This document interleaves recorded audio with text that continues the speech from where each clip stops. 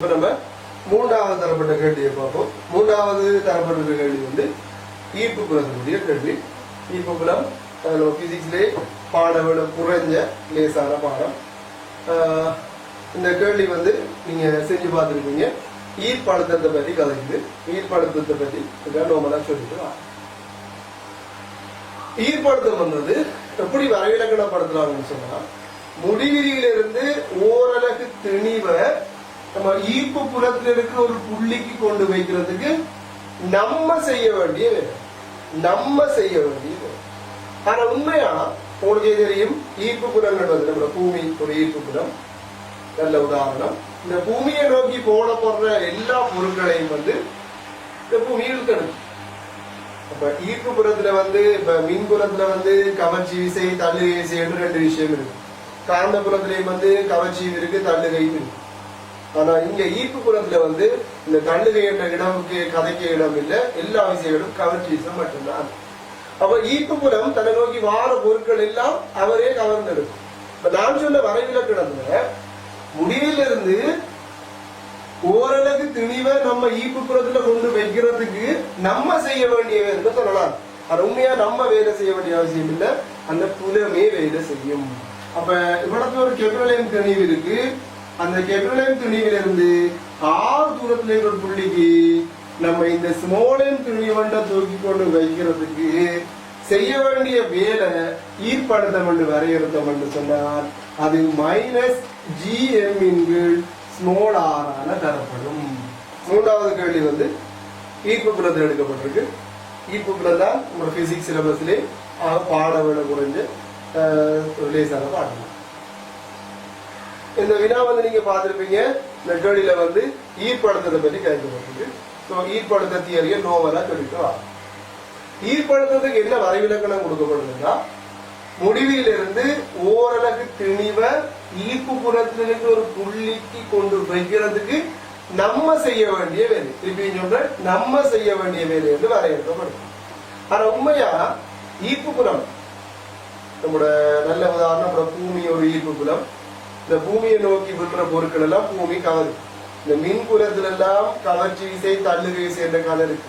காந்த புலத்திலையும் கூட வடமுனைவு தென்முனை தென்னைமுனை ஒன்றே ஒன்று தள்ளும், ஒவ்வாத முனைகள் ஒன்றே ஒன்று கவரு பண்ணி இருக்கு. இந்த ஈர்ப்பு புறத்துல வந்து இந்த தள்ளுகை விசை என்ற கதைக்கே இடம் இல்லை, கவர்ச்சி விசம் மட்டும்தான். அப்ப இந்த ஸ்மாலின் திணிவை நான் முடிவிலிருந்து கொண்டு வந்தா இந்த கெப்ரலைன் திணிவு அதை இழுத்தெடுக்கும், தள்ள மாட்டான். ஆனா வரைவிலக்கணம் சொல்லப்படுது எப்படி, நம்ம செய்யற வேலை. ஆனா உண்மையா அந்த வேலையை செய்யறதாரு புலம். அதனால ஈர்ப்பு புலத்துக்கான சமம் ஈர்ப்பு அழுத்தத்துக்கான சமன்பாட்டுல கட்டாயம் மைனஸ் வரும். ஏன்னு பாருங்க, உண்மையா வேலை செய்யறதாரு புலம்.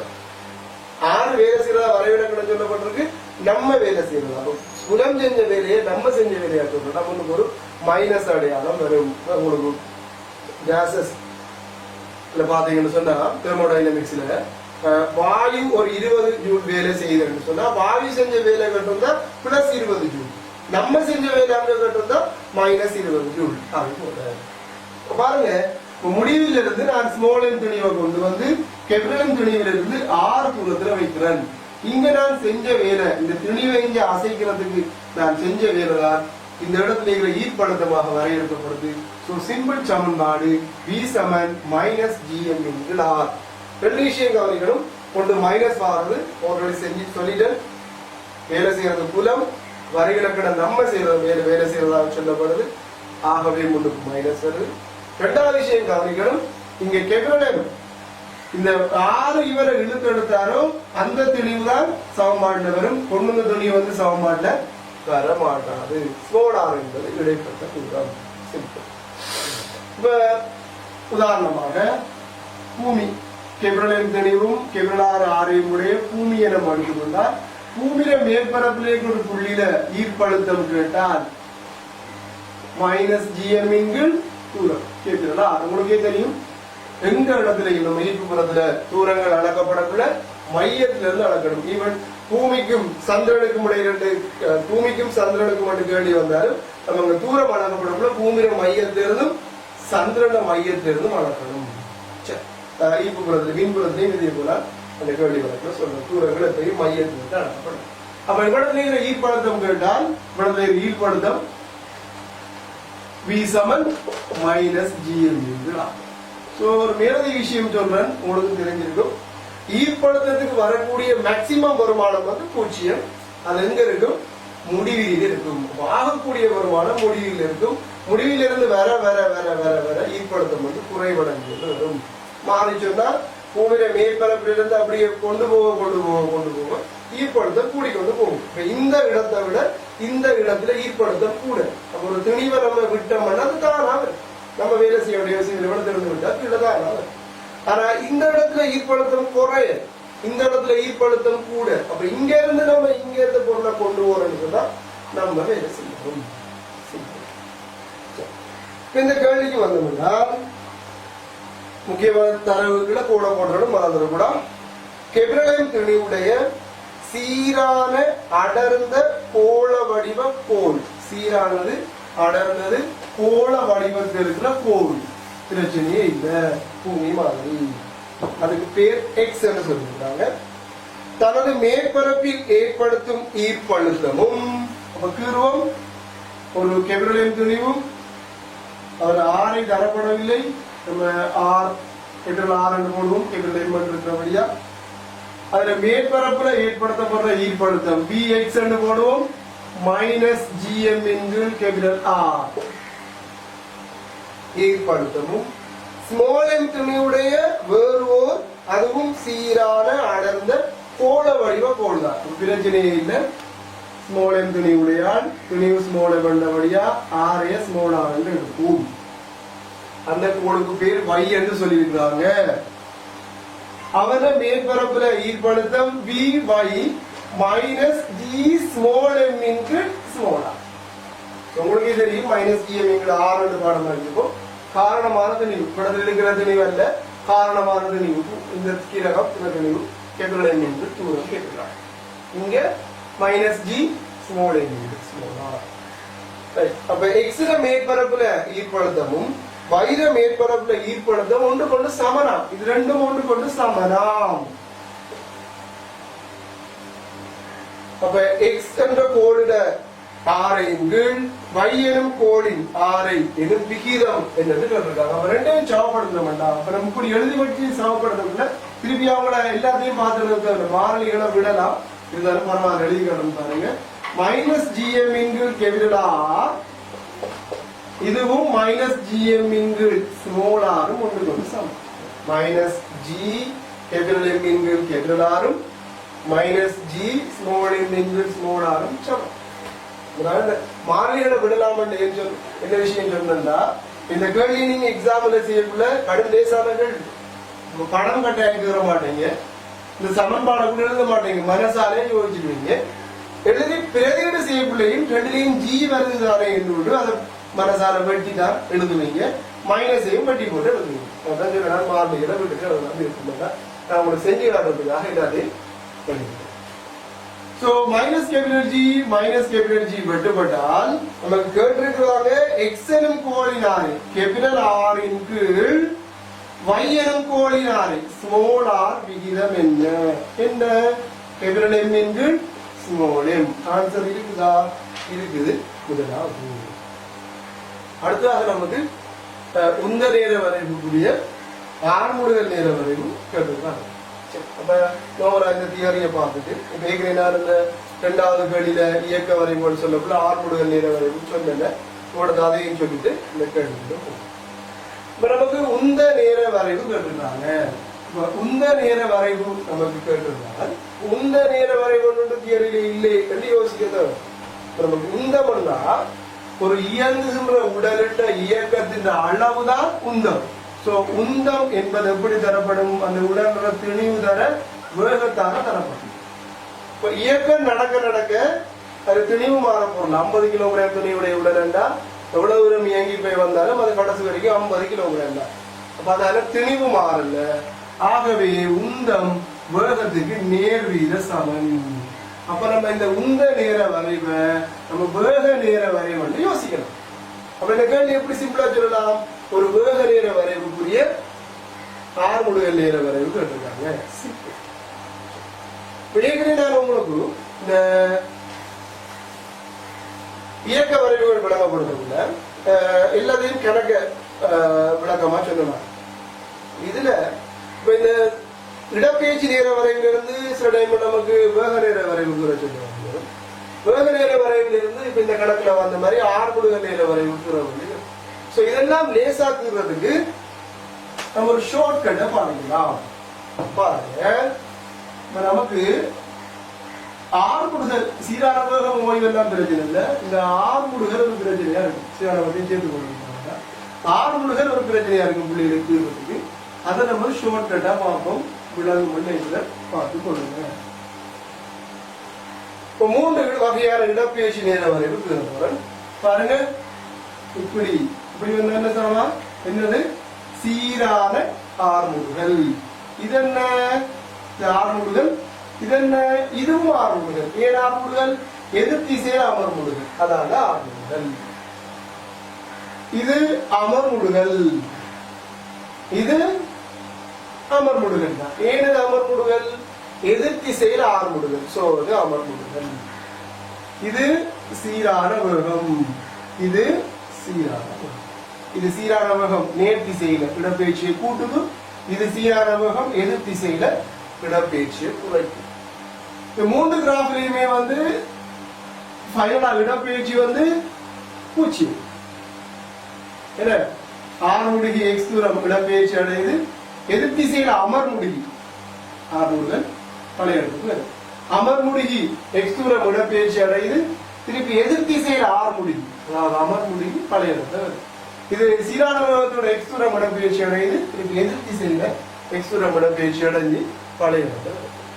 எல்லாத்துலயும் இடப்பெயர்ச்சி 0. எல்லாத்துலயும் வந்து சென்ற தூரம் கேட்டா எல்லாத்துலயுமே 2x. சோ இது 3 வகையான இடப்பெயர்ச்சி நேர வரைவு. இப்ப இவங்களுக்கான வேக நேர வரைவு பார்ப்போம். 3 பேருக்குமான வேக நேர வரைவு தேடி பார்ப்போம்.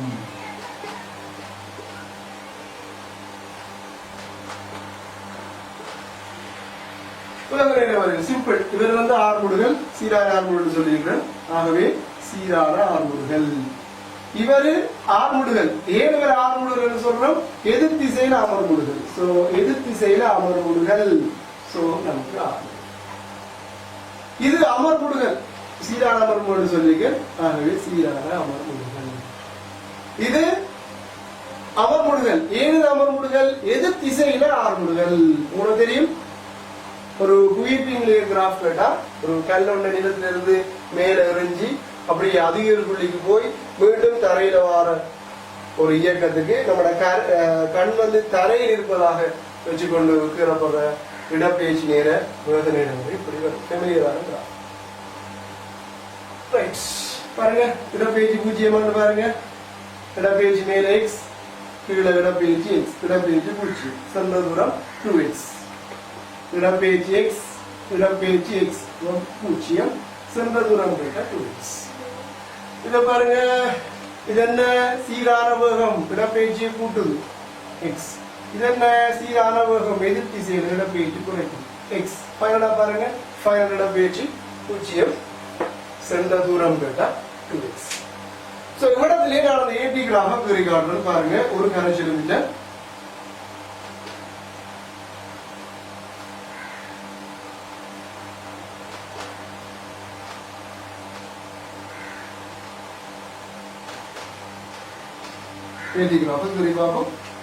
இது சீரான வேகம், சீரான ஆறுமுடுகள், சீரான ஆறுமுடுகள்.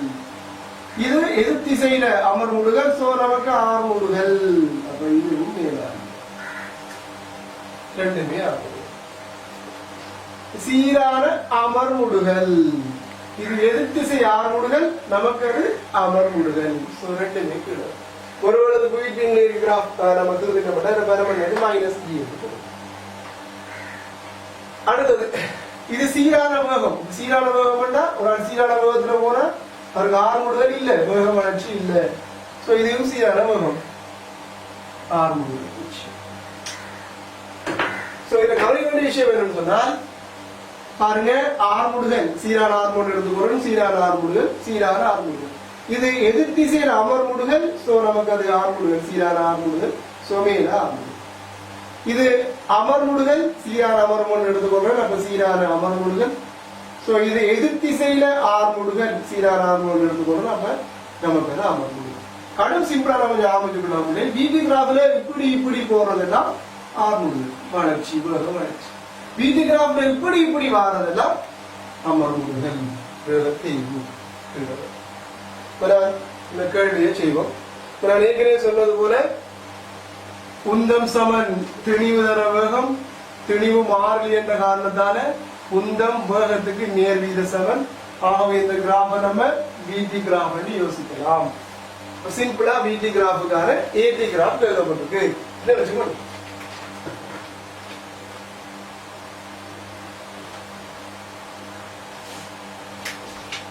கேள்விய வாசிக்கிறேன்.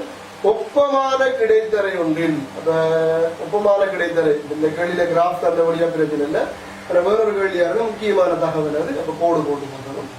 ஒப்பமான கிடைத்தரை ஒன்றில் இயங்கும் பொருள் ஒன்றின் உந்தம் நேரத்துடன் மாறுபடுவதை அருகில் உள்ள வரைவு காட்டுகின்றது. பொருளின் இயக்கத்தில் பொருளின் ஆர்முடுகள் நேரத்துடன் மாறுபடுவதை பின்வரும் வரைவுகளில் எது சரியாக வகை குறிக்கிறது சொல்லிட்டு கேள்வி பார்ப்போம். முக்கியமான விஷயம் ஒன்று பாருங்க. இது ஆர்முடுகள் சீரான ஆர்முடுகள் மேல நினைக்கிறேன் சொன்ன மாதிரி என்ன செய்யணும்? கேள்வியை வாய்ச்சோட விடை நம்ம நோவலா பாத்துறணும். வராதுன்னு தெரிஞ்ச ஸ்டார்ட்லயே போட்டுனா சாய்ஸ் குறைஞ்சா நம்மளோட கண் குறைஞ்செடுத்தான் போகும். விடைகிட்ட டக்குன்னு வந்துடலாம். முதலாவது துண்டுக்கு இப்படி வரணும். இப்படி இல்லாத வரைவுகளை வெட்டி விடலாம். முதலாவதுல இருக்கு, இரண்டாவதுல இருக்கு, மூன்றாவதுல இருக்கு. பாருங்க, நாலாவதுலையும் அஞ்சாவதுலையும் இப்படி இல்லை. நாலாவது விடையும் அஞ்சாவதுலையும் வெட்டிடலாம். அப்ப நம்ம 1, 2, 3 பிளான் விட. அடுத்தது இது ஆர்முடுகள். ஓகே, இத பாருங்க. இதை சீரான ஆர்முடுகள் எடுக்கிறோம். அப்ப பிடிக்கும். சீரான ஆர்முடுகள் தான் பிடிக்கும். அடுத்தது பாருங்க, வேகம் மாறாம இருக்கு. மாறா வேகம் ஆர்முடுகள் பூச்சியம். மாறா வேகத்துக்கான துண்டு எப்படி வரணும்? எப்படி வரணும்? இப்போ 1லையும் 2லையும் 3லையும் இப்ப செக் பண்ண வேண்டாம். 2வது பிழையா கிடக்கு. ஆகவே 2வதுலையும் வெட்டலாம். அப்ப நமக்குரிய வீடு எங்க இருக்கு? 1லையோ அல்லது 3லையோ கவனிக்கணும். இப்ப வீதி கிராஃப்ல நமக்கு இப்படி வருமெண்டா அது சீரான அமர்முடுகள். கதையை முடிச்சுட்டு போயிடலாம். அப்ப இது என்ன செய்யுது? இப்படி உள்பக்கமாக வளைஞ்சு வருது. அப்ப இதுக்கு என்ன செய்யலாம் பாருங்க. நான் சொன்ன அந்த ஷார்ட்கட் கிராஃப்ல இப்ப நமக்கு இப்படி எஸ்டி கிராஃப் வருதுன்னு சொன்னால், இடப்பேஜ் நேர வரை இப்படி வருதுன்னு சொன்னால், நமக்கு அதுக்குரிய பிஜி கிராஃப் இப்படி கீறலாம்.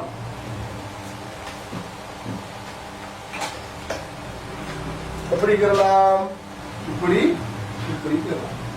இப்ப நமக்கு இது பிஜி கிராஃபா இருந்திருந்தா, இது போல இருந்திருந்தா கட் பண்ண வேண்டுவோம். ஏடி கிராஃப் நமக்கு இப்படி வந்திருக்கணும். அப்ப இந்த துண்டுக்கானது இவ்விடத்துல இருந்திருக்கணும். அப்ப நமக்கு இதுல இப்படி வரணும். கவனிக்கணும், இப்படி வரணும். இப்படி வரணும்னு சொன்னால் இது ஆர்முடுகள் எதிர் திசையில அதிகரிக்கும் ஆர்முடுகள் அது இருந்திருக்கணும். அதிகரிக்கும் குறை எதிர் திசையில குறைகிற ஆர்முடுகள் நமக்கு அது அதிகரிக்கும் ஆர்முடுகள் இருந்திருக்கணும். இப்ப இங்க பார்த்தோம்னா முதலாவது இல்ல, மூன்றாவதையும் இல்ல. அப்ப நம்ம விட இல்லைன்னு போடலாமா? நமக்கு என்ன சொல்லும் ஃபைனல் எக்ஸாம்ல? இங்கேயும் சொல்லியிருக்கேன், மிக சரியான அல்லது மிக பொருத்தமான விடையை நம்ம தெரிவு செய்யும். மிக பொருத்தமான விடை 1, 3 என்று பார்த்தோம்னா, இப்ப பாருங்க, ப்ராப்பர்ட்டிஸ் ஆஃப் மேட்டர்ல முடிவகம் தியரி படிச்சாங்களுக்கு தெரியும். இப்ப முடிவகத்துக்கான கிராஃப் இப்படி வேகப்பருமன் அப்படியே மெதுவாக அதிகரிச்சு பிறகு மாறாவது அடைக்கும். அப்படியே கொண்டு போய் கையை அப்படியே எடுக்கணும். கூடாது. அப்ப இதுக்கான ஆர்முடுதல் நேர வரைவு நம்ம நினைப்போம். ஆர்முடுதல் பருமன் குறையுது, அது சீரா குறையுதான்னு பார்த்தோம்னா இல்ல. ஆர்முடுதல் பருமன் சீரா குறையாம தான் உடம்புல மாறாக தடவை ஆரம்பங்கள் பூச்சியம் வரும். அப்ப பாருங்க, நமக்கு இந்த வளையும் தரப்பட்டிருக்கு. இந்த வளையும் தரப்பட்டிருக்க சீரா நடக்குதா சீரற்ற முறையில் நடக்குதான்னு பாக்குறது ஒவ்வொரு தரத்திலையும் படித்து நம்ம வந்து கண்டுபிடிச்சு வேண்டி இருக்கும். ஒரு எம்சிஏ கேள்விக்கு அவ்வளவு தூரம் தேவையில்லை. சோ இது சீரற்றதாகவும் இருக்கலாம். ஆகவே அதன்படி உள்ளத்துக்குள்ள மிக பொருத்தமான விடை 3. அடுத்த நம்ம 5ஆம் கேள்வி போவோம். 5ஆம் கேள்வி வந்து எளிமேசை இயக்கத்தை பற்றி கதைக்குது. எளிமேசை இயக்கத்தை ஆற்ற பொருள்ற ஆவர்த்தன காலம், அதாவது அலைவு காலத்தை பற்றி கதைக்கு. சோ சிம்பிளான விஷயம். ஒரு எளிமேசை இயக்கத்துல அலைவு காலம் என்பது ஒரு பூரண அலைவை ஆக்கெடுக்கிற காலம்.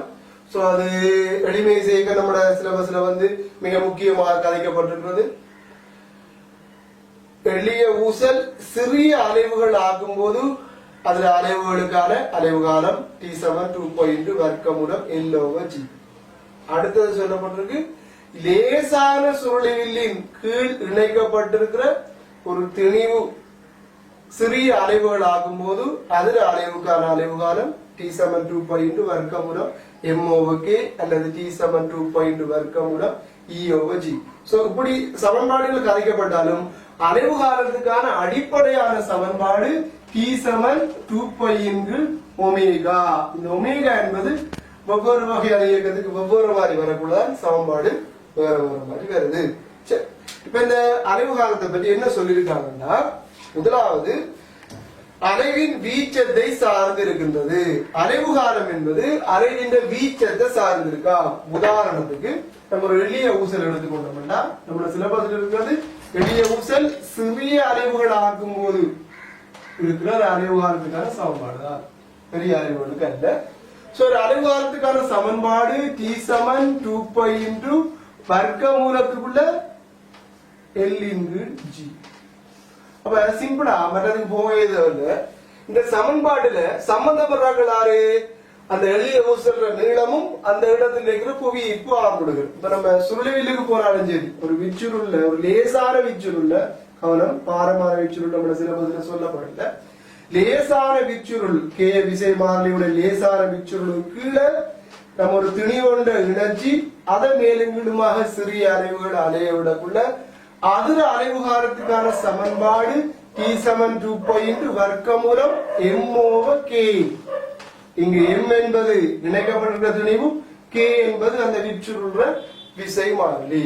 சோ இந்த சமன்பாட்டிலையும் சரி இந்த சமன்பாட்டிலையும் சரி அங்க அலைய வைக்கப்படுற வீச்சம் சமன்பாட்டுல சம்பந்தப்படவில்லை. வீச்சம் எதுவாக இருந்தாலும் ஒரே அலைவு காலம் பெறப்படலாம். அதால வீச்சத்தை சார்ந்திருக்கின்றது. இந்த ஏ கூட்டு பிழையாக. அப்ப ஏ கூட்டு பிழையாக இருக்கிறபடியா அப்ப நமக்கு சில விட இப்பயே வெட்டலாம். முதலாவது விட வராது, 4வது விடையும் வராது. ஏயும் பியும் மாத்திரம் உண்மையான இருக்கு, அப்ப அதுவும் வராது. 5வது பாருங்க, அதுல ஏபிசியாவும் உண்மையானவை அல்லன்னு இருக்கு, பொய்யன் இருக்கு, அப்ப அது வரலாம். அப்ப ஏன் நமக்கு ஷூரா பிள்ளைன்னு தெரிஞ்சபடியா முதலாவது விடையும் 4வது விடையும் நம்ம அவடத்திலே வெட்டி விடலாம். விட எங்க இருக்கு? 2 அல்லது 3 அல்லது 5 இருக்கு. சரி, பி கூட்டுல சமநிலை புள்ளியில் உள்ள பொருளின் கதியை சார்ந்து இருக்கின்றது. இப்ப நமக்கு தெரியும், ஒரு எளிமைசை இயக்கத்தை நம்ம எடுத்துக்கொண்டோம் சொன்னால் அவருக்கு ஆகக்கூட கதிவார இடம் அவருடைய சமநிலை தானம். இதுல வீச்சம் வந்து 6ஆகவும் அவருடைய கோண வேகம் வந்து ஒமேகாவும் இருந்தா சமநிலை தானத்துல ஆகக்கூடிய வேகம் கிடைக்கும் 6 ஒமேகா. எல்லை புள்ளிகள்ல வந்து வேகம் 0 இருக்கும். சிம்பிள் விஷயம். இப்ப இதுல சொல்றாங்க சமநிலை தானத்துல இருக்கிற அவர் அந்த கதிய சார்ந்து இருக்கும் சொல்றாங்க. பாருங்க, T7 ஒமேகாவை மேக்சிமம் V7 R ஒமேகான்னு சொன்னா நம்ம எழுதலாம் 2π ஒமேகா எழுதலாம் நம்ம V மேக்சிமத்தின் கீழ். பாருங்க, ஒமேகா என்பது V மேக்சிமத்தின் கீழ் R தான். அப்ப நம்ம எழுதலாம் V மேக்சிமத்தின் கீழ் R. அப்ப எழுவு. அப்ப இந்த சமன்பாடு எழுதக்குள்ள ஒரு புள்ள யோசிக்கலாம். அப்ப சமன்பாடுல வந்து V மேக்சிமம் மாறபடியா V மேக்சிமம் என்பது அவருடைய சமநிலை காலத்துல அலைவு மையத்தில் இருக்கிற வேகம் அதை சார்ந்து இருக்கிற இந்த மாதிரி ஒரு புள்ள யோசிக்கலாம். மறந்துடக்கூடாது. இந்த சமன்பாடுல 2 மாறிலி 2π மாறிலி. ஆனா ஆரும் v மேக்சிமம் வந்து மாறிகள். அப்ப நமக்கு v மேக்சிமம் வந்து ஆரை சார்ந்து இருக்கு. சமநிலை புள்ளியில் உள்ள பொருளின் கதியை சார்ந்து இருக்கிறது சொல்லியிருக்காங்க. இப்ப நமக்கு தெரியும், ஒரு எளிமையை எடுத்துக்கொண்டால் அவருக்கு ஆகக்கூட கதிவாரிடம் அவரது சமநிலை தானம். அந்த ஆகக்கூடிய வேகம் v மேக்சிமத்துக்கான சமன்பாடு வந்து r ஒமேகா. எல்லை புள்ளிகள்ல வந்து வேகம் 0 பண்ணுது. அப்ப t சமம் 2π ஒமேகான்ற சமன்பாட 2π கீழே ஒமேகாக்கு நம்ம என்ன யோசிக்கலாம், v மேக்சிமம் r ஒமேகாக்கு சமன். ஆகவே ஒமேகான்றது v மேக்சிமத்தின் கீழ் r க்கு சமன் எடுத்துட்டு இந்த சமன்பாடு எப்படி மாத்தலாம். மாத்தினோடனே பிள்ளைகள் யோசிக்கும், சமன்பாட்டுல v மேக்சிமம் வருதானே, ஆகவே அரைவுகாரம் வந்து v மேக்சிமத்தை சார்ந்து இருக்கும் என்ற மாதிரி ஒரு எண்ணம் வரும். மறந்துட கூட அங்க r வந்து இருக்கு. பாருங்க, இந்த எளிய அவசரம் எடுத்துக்கிட்டோம்னா நம்ம இப்ப வர அலையை விடக்குள்ள வரக்கூடிய அலையை விடக்குள்ள ஒரு r வீச்சமுடைய ஒரு அலைவை நிகழ்த்துறோம். r வீச்சமுடைய அலைவை நிகழ்த்தக்குள்ள இங்க இவர் சமநிலை தாளத்துல ஒரு வேகம் வந்து v ஆக இருந்து அப்படியே ஒரு வீச்சத்தை கூட்டி ஒரு 2r வீச்சம் மாற மாதிரி அலையை விடக்குள்ள இப்ப சமநிலை தாளத்துல ஒரு வேகம் வந்து 2v ஆக இருந்தா அந்த டைம்ல ஒமேகா வந்து 2 சந்தர்ப்பத்திலையும் சமனா இருக்கும். இப்ப நம்ம பி கூட்ட பார்ப்போம். பி கூட்ட சொல்லப்பட்டிருக்கு, சமநிலை புள்ளியில் உள்ள பொருளின் கதியை சார்ந்து இருக்கின்றது. சோ திருப்பியும் அதேதான், சிம்பிள். சோ எளிய சொல்ற அலைவுகாரத்துக்கான சமன்பாடு t சமன் 2π இன்டு வர்க்கமூலம் L/G. ஒரு லேசான சுருளிவில் கீழே இணைக்கப்பட்டிருக்கிற ஸ்மால் m துணையோட சிறிய அலைவுகளுக்கான அலைவுகாரம் t சமன் 2π இன்டு வர்க்கமுறை m/k. அல்லது இப்படியும் வரலாம், நீட்சி சார்பு சொன்னா t சமன் 2π இன்டு வர்க்கமூலம் E/G என்று எழுதலாம். இது லேசான சுருளில் கீழே இணைக்கப்பட்டிருக்கிற ஒரு திணைவின் சிறிய அலைவுகளுக்கான அலைவுகாலம். இது ஒரு எளிய ஊசல் சிறிய அலைவுகளை நிகழ்த்தும் போது அந்த சிறிய அலைவுகளுக்கான அலைவுகாலம். சிம்பிளா தெரிஞ்சுக்கலாம். நம்மளாக சொன்ன மாதிரிதான் ஒரு எளிய ஊசல்ற இந்த அலைவுகாலம் வந்து அந்த இடத்துல இருக்கிற புவி பார்முடுகளையும் அந்த எளிய ஊசல்ற நீளத்திலே தான் தங்கி இருக்கும். இங்க சுருளிவிலுக்கு வந்தோம்னா அங்க இணைக்கப்பட்டிருக்கிற திணைவிலையும் அந்த சுருளிவில விசை மாறிலையும் தான் தங்கி இருக்கும்.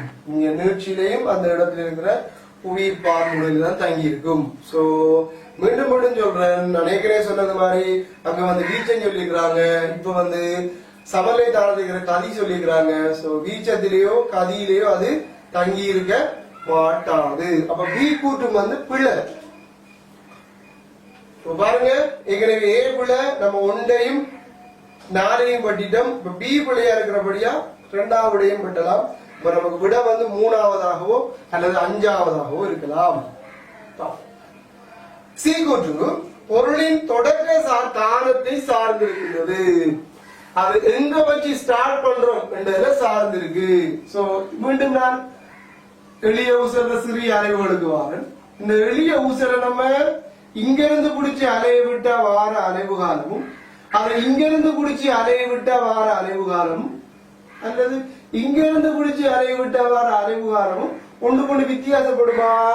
அந்த இடத்துல புவி பார்முடுதல் மாறவில்லை, அந்த இடத்துல அந்த எளிய ஊசல்ற நீளம் மாறவில்லை என்று சொன்னால் அலைவு காலம். நீங்க இங்க வந்தாலும் சரி, இந்த சுருளிவில்ல கட்டப்பட்ட திணிவை மாத்தல, அந்த சுருளிவில்லை நீங்க மாத்தணும்னு சொன்னா சமநிலை தானத்திலிருந்து விடுறீங்களா இல்லை புள்ளில இருந்து விடுறீங்களா என்றதுல அது அலைவு காலம் தங்கி இருக்க மாட்டாது. ஆகவே சியும் விட அப்ப ஏபிசி எல்லாமே விட சரியான விட 5வது. 6வது கேள்வி பார்ப்போம். 6வது கேள்வி ஒலிச்சரிவை பற்றி கருதுகிற கேள்வி. ஒலிச்சரிவுன்னா என்னன்னு வரையறுக்கப்படுதுன்னா, ஒலி பயணம் செய்யற திசையில அதுக்கு செங்குத்தாக கருதப்படுற ஓரலகு பரப்புகளான ஓரலகு நேரத்துல போற ஒலி சக்தியின் அளவுதான் அந்த இடத்துல இருக்கிற ஒலிச்சரிவு என்று வரையறுக்கப்படுது. ஓரலகு பரப்புகளால ஓரலகு நேரத்துல போற ஒலி சக்தி. சிம்பிளாக E இன்கீழ் T சக்தி இன்கீழ் நேரம் வலு அப்ப ஒலியின் வலுவின் கீழ் பரப்பண்டு மாற்றலாம். ஒரு சாதாரண மனுஷனால கேட்கக்கூடிய ஆக குறைஞ்ச ஒலிச்சரிவு கேள் தகைமை நுழைவாய் என்று சொல்லப்படும். அதுல பருமன் வந்து 10⁻12 வாட் மீட்டர் -2 யூனிட் உங்களுக்கு தெரிஞ்சிருக்கும். மேல வாட் கீழே மீட்டர் வர்க்கம் வாட் மீட்டர் -2. சோ இதான் ஒரு மனுஷனுக்கு இருக்கக்கூடிய ஆக குறைஞ்ச ஒலிச்சரிவு. இதை விட குறைஞ்ச ஒலிச்சரிவு மனுஷனுக்கு வந்து கேட்க மாட்டாது. அதே போல ஒரு சாதாரண மனுஷன் காதுல நோவு ஏற்பட தொடங்கும் போதுள்ள ஒலிச்சரிவு நோ நுழைவாய் என்று சொல்லப்படும். அதுல பருமன் வந்து 1 வாட் மீட்டர் -2. இந்த 1 வாட் மீட்டர் -2 ஒலிச்சரிவு அண்மிக்கு சொன்னா மனுஷன் காதுல நோவு ஏற்பட தொடங்கும். இது மனுஷனுக்கு கேட்கக்கூடிய ஆக குறைஞ்ச ஒலிச்சரிவு. சோ இத வீச்சை பாத்தீங்கன்னு சொன்னா 10⁻12 தொடக்கம் 1 வாட் மீட்டர் -2. அப்ப சாதாரண மனுஷனுடைய இந்த ஒலிச்சரிவு வீச்சு வந்து மிக மிக பெரிய ஒரு வீச்சு. சோ இந்த வீச்சை வந்து மடக்கையில் எடுக்கப்பட்டு இந்த வீச்சை சிறிதாக மாற்றப்பட்ட சமன்பாடு தான் ஒலிச்சரிவு மட்ட சமன்பாடு, டெசிபல் சமன்பாடுன்னு சொல்லப்படும். பீட்டா சமன் 10 log அடி 10 I/I0. இதுல கவனிக்கணும், இது நம்ம I0 என்று போடுறது இந்த சாதாரண மனுஷனுக்குரிய கேள் தகைமை நுழைவாய் I0. I என்பது அந்த இடத்துல கருதப்படுற ஒலிச்சரிவு I. சோ இதன்படி போட்டு சுருக்கணும்னு சொன்னால் ஒரு சாதாரண மனுஷனுக்கான ஒலிச்சரிவு மட்ட வீச்சு வந்து 0 தொடக்கம் 120 பீட்டா கனால வந்து டெசிபல். சோ 0 தொடக்கம் 120 டெசிபல் வரும். சோ இந்த பீட்டா சுருக்குறது, பீட்டாவை காண்றது கொஞ்சம் முக்கியமானது. அது ஒரு காட்சி சொல்றேன்னு பாருங்க. இதுல பீட்டா சமன்பாடுல இருந்து கேள்தகமை நுழைவாய்க்குரிய ஒலிச்சரிவு மட்டத்தையும் நோ நுழைவாய்க்குரிய ஒலிச்சரிவு மட்டத்தையும் சொன்னால் கேள்தகமை நுழைவாய் வந்து 0 டெசிபல் ஆகவும் நோ நுழைவாய் 120 டெசிபல் ஆகும் இருக்கும் சொன்னார். சிலருக்கு இந்த கணித்தல் தெரியாமலும் இருக்கலாம். அவருக்கா சொல்லி கேள்தகமை நுழைவாயை பார்த்தோம்னா பீட்டா சமன் 10 log அடி 10 மேல போட போறோம் 10⁻12. கீழே I0 தான், கீழையும் 10⁻12. இப்ப பீட்டா சமன் 10 log அடி 10 இது 1.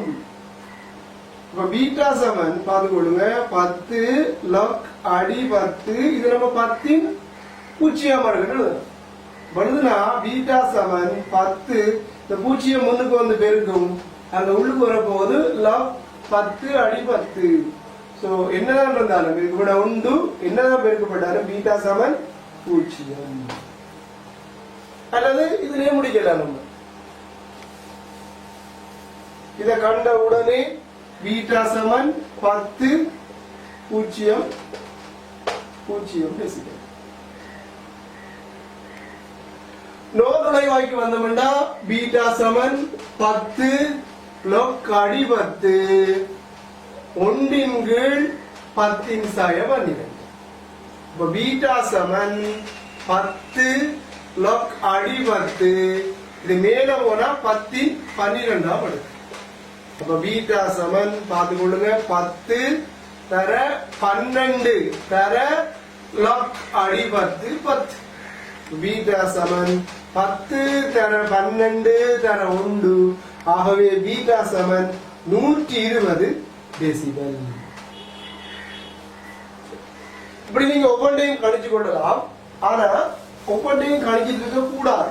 இப்ப நம்ம படிச்ச அனுபவத்துல இந்த பீட்டா பெருமானத்தை நேரடியாக காண்ற டெக்னிக் ஒன்று இருக்கணும். இப்ப பாருங்க, உதாரணத்துக்கு 10⁻7 வாட் மீட்டர் -2 இதுல பீட்டா பெருமானத்தை சொல்லுங்க என்று கேட்டா சிம்பிள். என்ன செய்யறா நம்ம மனசால இதோட 12 கூட்டுற என்ன வர போது 5 அத 10 அளவு இருக்கு 50 டெசிபல். இன்னொரு உதாரணம் பார்ப்போம். 10⁻³ வாட் மீட்டர் மைனஸ் 2. இதுக்குரிய பீட்டா பரிமாணத்தை பார்ப்போம். நான் சொல்ற டெக்னிக் படி பார்ப்போம். இதோட 12 கூட்டினா என்ன வரும்? செஞ்சது மாதிரி இப்ப கேள்தகமை நுழைவாய்க்கும் நோ நுழைவாய்க்கும் ஒளிச்செறிவு மட்டம் கணிச்செடுத்த மாதிரி நம்ம எக்ஸாம்ல போயிட்டு இருந்து ஒவ்வொன்றுக்கும் கணிக்க தேவையில்லை, கணிச்சிட்டு தான் நேரம் போயிடும். ஸோ சிம்பிள் டெக்னிக்கால எப்படி ஒளிச்செறிவு மட்டத்துக்கும் எப்படி ஒளிச்செறிவு மட்டத்தை ஒளிச்செறிவுக்கு மாத்திரன்னு பார்ப்போம். உதாரணத்துக்கு ஒரு 10⁻⁷ வாட் மீட்டர் மைனஸ் 2 தான் இதுக்குரிய பீட்டாவை பார்ப்போம். சிம்பிள். இந்த ⁷ நம்ம மனசால 12 கூட்டுறோம். 12 கூட்டினா எவ்வளவு வரப்போகுது? 5. அதை 10ஆல பெருக்குனா 50 டெசிபல்.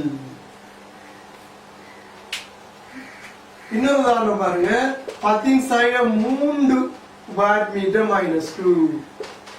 இதுக்குரிய பீட்டாவை கண்டுபிடிப்போம் பாருங்க. மனசால இதோட 12 கூட்டினா எவ்வளவு வரப்போகுது? 9. அதை 10ஆல பெருக்குனா 90 டெசிபல். சிம்பிள். இதே போல பிள்ளைகள் ஒளிச்செறிவு மட்டம் தந்தா அதுக்குரிய ஒளிச்செறிவு எப்படி பார்க்கணும். நமக்கு ஒளிச்செறிவு மட்டம் தரப்படுது 60 டெசிபல். இதுக்குரிய ஒளிச்செறிவு எப்படி பார்க்கிற? லேஸ். அதுல நம்ம 12 கூட்டி 10ஆல பெருக்கணும். இது என்ன செய்யறா? 10ஆல பிரிச்சு போட்டு 12 கழிக்கிறேன். அப்படி ரிவர்ஸ்ல செய்யறேன். 10ஆல பிரிச்சா 6. 6ல இருந்து 12 கழிச்சா 10⁻⁷ வாட் மீட்டர் மைனஸ் 2. பீட்டா ஒரு 100 டெசிபல். இதுக்குரிய ஒலிச்செறிவை பார்ப்போம். 10ஆல பிரிச்சா 10.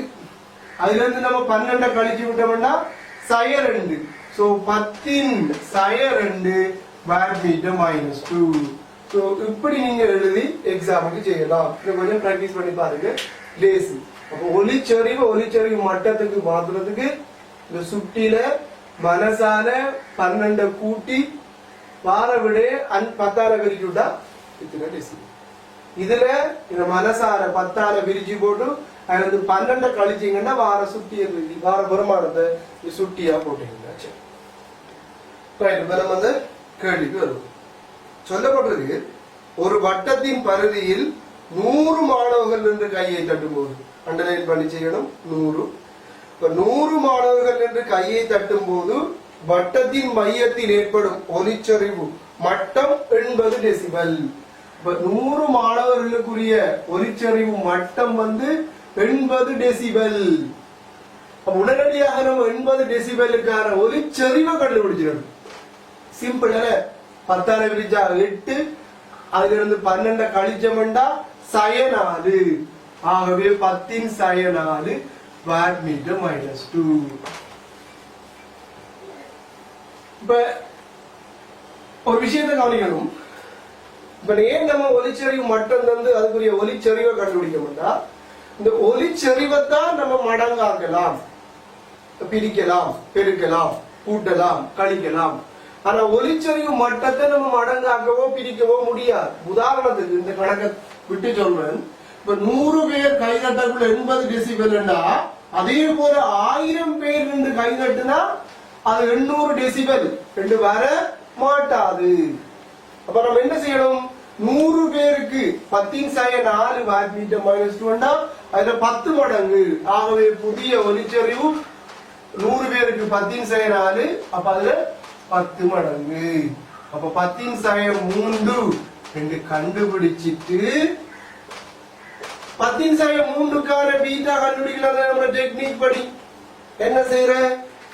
இந்த ⁻³ மனசால 12 கூட்டுனா 9. 10ஆல பெருக்குனா 90 டெசிபல். இப்ப இந்த கேள்விக்கு வந்தோம்னா 100 மாணவர்கள் வட்டம் ஒன்று 6 பரிதியில் கை தட்டுறாங்க. அவங்கள அப்படி 100 பேரும் கை தட்டக்குள்ள ஒலிச்செறிவு மட்டம் 80 டெசிபல் போட்ட உடனடியாக நம்ம ஒலிச்செறிவை கண்டுபிடிக்கும் 10⁻⁴ வாட் மீட்டர் மைனஸ் 2. இப்ப கணக்கு சொன்னா அவர்களுள் 10% மாத்திரம் சேர்ந்து அதே ஆரையுடைய வட்டத்தை ஆக்கி கொண்டு கையை தட்ட முடியும். 10% மட்டும்தான். இப்ப இந்த பெருமானம் வந்து வேறாக இருந்தா நம்ம கஷ்டமா இருந்திருக்கு. 100 ஆரம்பத்துல இப்ப 10% இப்ப 10 பேர் மட்டும்தான் இருக்காங்க. சிம்பிள். அப்ப இதை 10 பிரிச்சா நம்ம இதை 10 பிரிக்கல. நான் போய் சொன்ன மாதிரி தான், பெருக்கவும் முடியாது பிரிக்கவும் முடியாது. அப்ப என்ன செய்யறது? 100 பேருக்கு 10/4 வாட் மீட்டர் -2 இப்ப 10 பேருக்கு எப்படி வரும்? 10/4 10 பிரிக்கணும். பிரிச்சா என்ன வரும்?